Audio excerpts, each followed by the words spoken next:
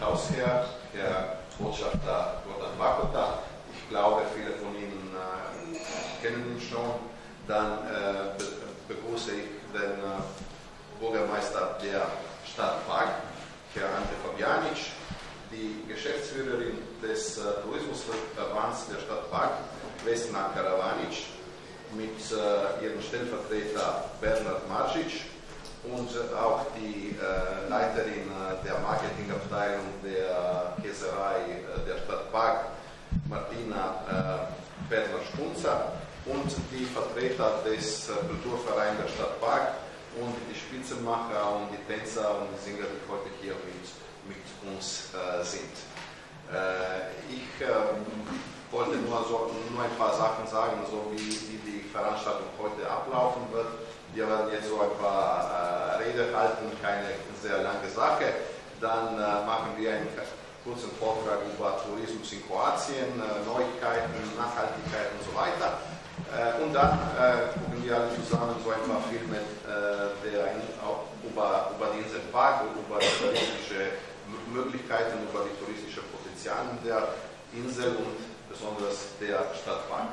Und jetzt möchte ich erst das Wort übergeben zu Herrn Botschafter, der uns alle begrüßen wird. Ja, ich bedanke mich sehr heute, dass Sie mit uns sind, dass wir gemeinsam feiern können. Ich würde sagen, drei wichtige Veranstaltungen oder drei wichtige Anlässe. Es geht um, wie Sie schon gehört haben, es geht um Nationalfeiertag Kroatiens, es geht um Streitkräfte der Republik Kroatien und danach auch ein wichtiges Jubiläum, die wir am 1. Juli in offizieller Art und Weise feiern werden, aber wir werden wieder zusammen alles verknüpfen. Das ist 10 Jahre, nachdem Kroatien in der Europäischen Union ist. Ich würde sagen, etwas und mich bitte mich überhaupt nicht zu wiederholen, weil ich werde das werden Sie heute in meine Rede hören. Kroatien kann und Kroaten sehr stolz darauf sein, dass in 30 Jahren Kroatien eine wirklich wichtige, einzigartige Transition, Umwandlung gemacht hat. Damals, vor 32, 33 Jahren, Kroatien war nicht unabhängig, Kroatien war nicht anerkannt in der Europäischen Union, weltweit. Und jetzt sind wir nach dem Krieg eine gute Geschichte,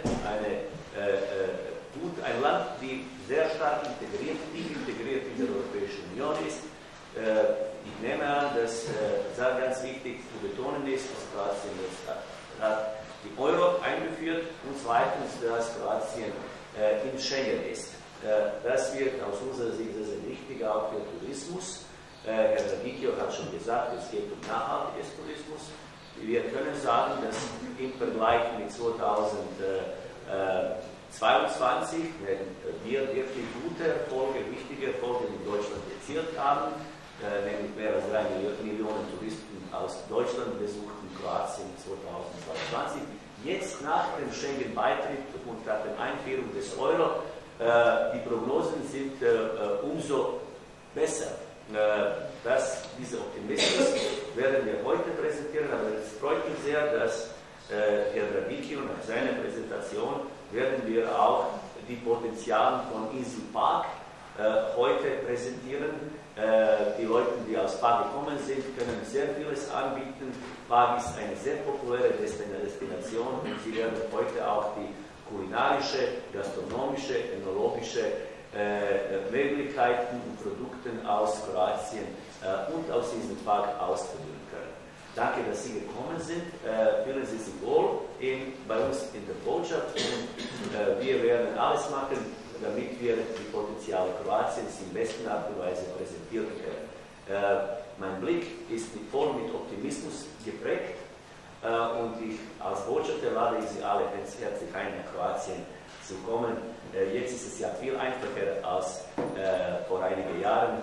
Es gibt keine Grenze und wir sind die Stadtstaaten, die wirklich sehr stark verbunden sind, gefühlte Nachbarn. So bezeichnen wir unsere Beziehungen. Danke sehr nochmals und haben Sie ein wunderschönes Tag bei uns. Danke.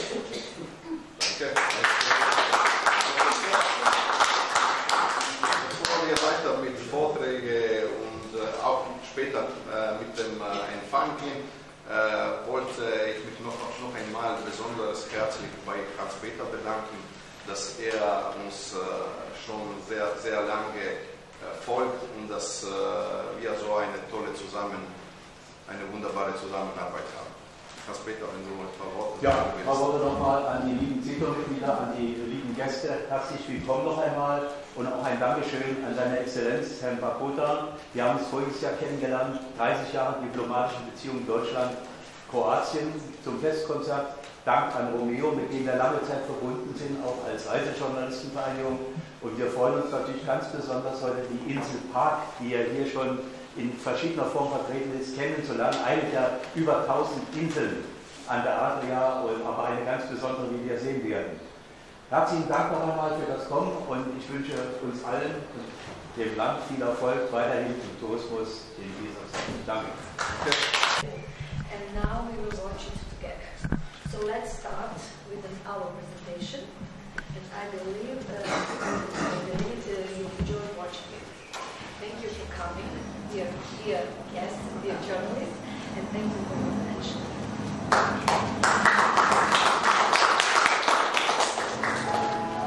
Zum Wort und zurück.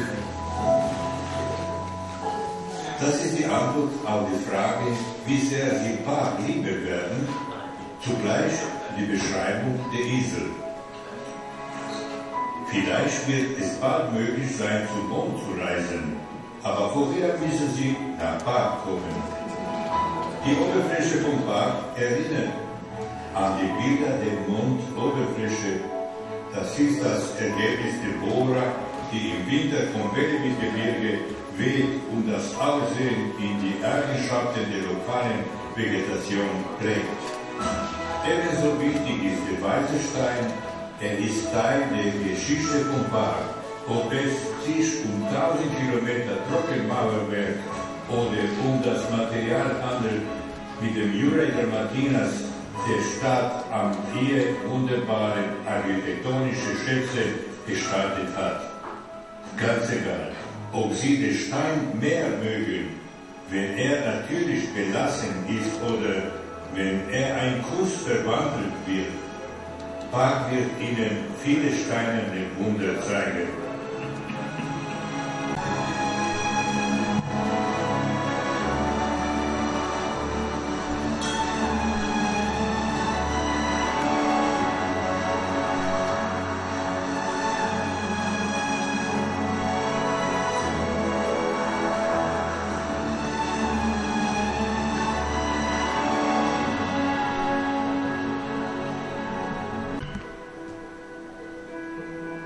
Heiliger Weih ist der höchste Gipfel der Inselpark und liegt direkt über dem Buch vom Park.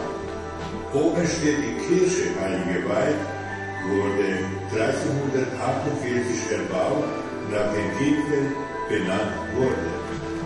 Von diesem höchsten Inselgipfel aus bietet sich Ihnen eine sensationelle Blick auf die Insel, den Buch vom Park, die Steinstadt Park, die Salinen vom Park, der mythische kroatische Berg Velebit, die Kvarner, die nordalmatinischen Inseln sowie der Velebit-Kanal und die riesigen Felsvorsprünge der Insel durchsetzt mit einem Netzwerk malerischer Trockenmauern, die durch die Arbeit unserer Vorfahren entstanden sind und